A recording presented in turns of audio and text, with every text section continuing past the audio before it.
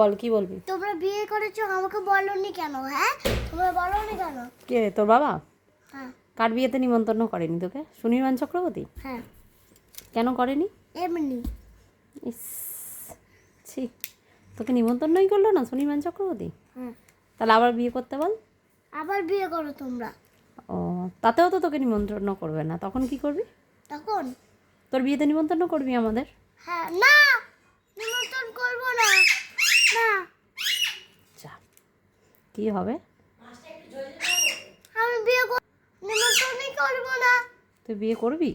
হ্যাঁ, নিমন্ত্রণ করবো না। আমাকেও করবি না? না, মাকেও করবো না। আমি তো মা হই। বাবাকে করবো না, মাকেও করবো না। ও, মাকেও করবি না, বাবাকেও নিমন্ত্রণ করবি না? না ও, বাবা মা নিমন্ত্রণ করেনি বলে? না, তুই তো ঘুরতে গেছিলি তখন, তাই তোকে নিমন্ত্রণ করা হয়নি। কোথায় ঘুরতে গেছিলাম? তুই জানিস।